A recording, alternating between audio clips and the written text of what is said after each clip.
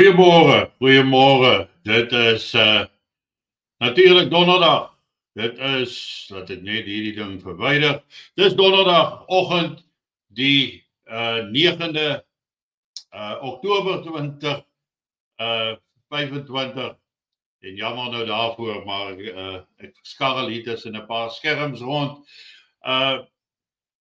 Ek wil julle herinner aan vanaand se bosberaad. Ons tweede een vir die week, vanaand om 7:00. En ek gesels bietjie met Herman Lombard daar van Bloemfontein, 'n finansiële bestuurder. En Herman gaan bietjie met ons praat rondom die dollar situasie. Daar was 'n vraag die ander aand op bosberaad oor die val van die dollar, die invloed van die dollar. En ons gaan oor dit alles praat, die dollar, kripto, sowel as die edelmetale, goud, silwer en dies meer. En die effek wat hierdie dollar internasionaal se verandering uiteindelik gaan hê op ons mense hier in Suid-Afrika en ook waar staan ons regering heidaglik ten opsigte van die skuldlas. Dit dan vanaand regstreeks om 7:00. Ek saam met Herman Lombard, lekker gesprek wat ons gaan voer en maak seker jy mis dit nie. Nou ja, na aanleiding van maandag en of is dit nou Dinsdag en Woensdag? Ja, Dinsdag en Woensdag is 'n publikasies van my, is daar redelike stywe lippe en stroewe gesigte. En was daar baie goed ingekom rondom die feit dat ek eintlik die husse aangevat het en waar hulle staan, wat is hulle doel in die lewe en wat is hulle take in die lewe. En dit het goed gedink, jy weet, die vraag gaan altyd daaroor, wat moet ons nou doen as mense vir ons die volgende tipe van goed sê. Soos hier met die Witkruis monument, wat hierdie Msunu Kawelon, we are writing our history with every boer we kill. There you go. Die volgende ene, your choice should be based on this lovely picture right here. If you don't want to end up at this shrine, you gotta pack up and go. En die vraag bly, wat staan ons te doen? Wat nog nooit in die regering of enige amptelike liggaam gesê, maar julle groep blankes hoef nie bekommerd te wees nie, ons sal na julle omsien. Nee, inteendeel is daar 'n retoriek wat daarmee gepaard gaan. En die vraag is natuurlik, wat word daaraan gedoen? Word daar opgetree teen die retoriek wat teenoor ons gebruik word? En dan wil ek hierdie stukkie gou met julle deel. En dit is nou daardie ondersoek waarin hulle heidaglik gesprek voer met luitenant-generaal Magwanazi, waar hy nou beweer dat die hoofkwartier van die polisie in Pretoria reik amptelike wapens uit aan misdadigers en the same SAPS meant to protect us is allegedly arming the thug terrorizing our communities. And now he further claims that Charles Kinnear was murdered because he uncovered this very corruption. That means the rot goes all the way to the top. The police leadership itself implicated in assassinations, giving their track record. Are we even surprised? These officials should just be suspended. They should face murder trials. En as die mens nou gaan kyk daarmee saam na die onvermoë van die regering om op te tree teen sekere dinge en hoe maklik dit vir hulle is om eintlik die verhoudinge met Amerika te herstel deur net eenvoudig BEE af te skaf, deur grondonteiening sonder vergoeding te stop of te sê dit sal nie gebeur nie, om hulle buitelandse beleid net 'n bietjie terug te hou en in lyn te bring met meer soos die Amerikaners dink kan 'n mens eintlik amper onmiddellik die hele ekonomiese situasie in Suid-Afrika aanspreek om 'n oplossing te probeer vind. Maar inteendeel het die ANC toe 'n 10-punt plan aangekondig, 'n 10-punt plan om dan die ekonomie te herstel. Nou, ek gaan vinnig met julle daardeur werk, dan kan julle nou sien daar, en saam met my deurgaan,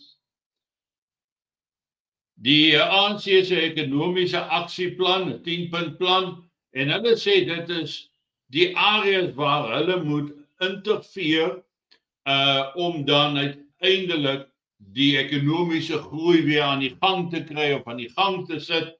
En dan sê hulle aksieplan 1 is om die elektrisiteitstariewe en investering in die transmissie-infrastruktuur sodat daar genoeg krag gaan wees om dan ekonomiese aktiwiteite te bevorder. Hulle sê dan ook, accelerate the recovery of our freight and logistics sector. Dit is hulle tweede plan.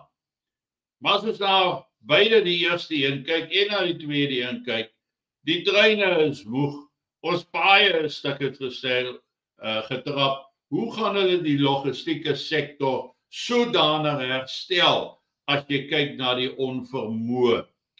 Aksie 3, rebuild our chrome and manganese industries.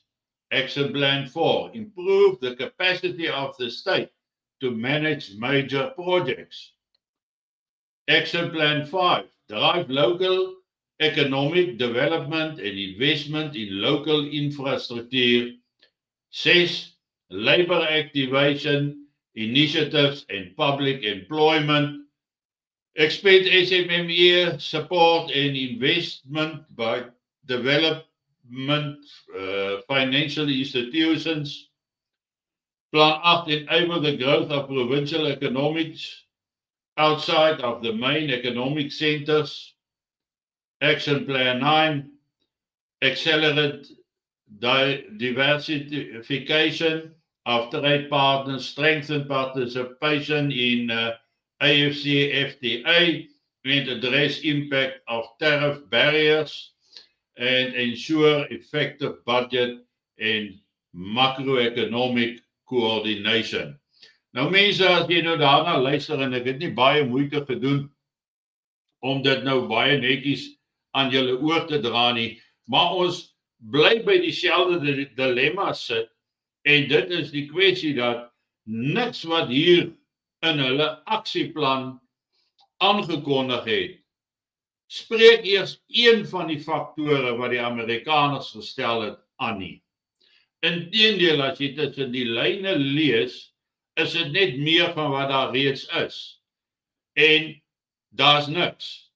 So hierdie aksieplan word dan deur baie swaarbesighede gekritiseer en gesê daar's geen hoop op sukses met hierdie aksieplan wat die ANC nou met 'n groot fanfare bekend gestel het en gemotiveer het en wat daarmee saamgaan.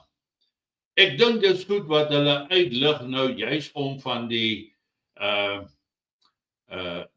slegte oomblikke af weg te kom, die embarrassing moments van hierdie kommissie van ondersoek waar generaal Mangwanasi opgetuig en ander korrupsiegevalle, die hoeveelheid skuld wat die ANC as 'n party het, die feit dat die strate van die dorpe en die stede so lyk dat munisipaliteite nie werk nie, dat daar 'n tekort is aan water, tekort is aan behoorlike regulering, infrastruktuur wat verval het.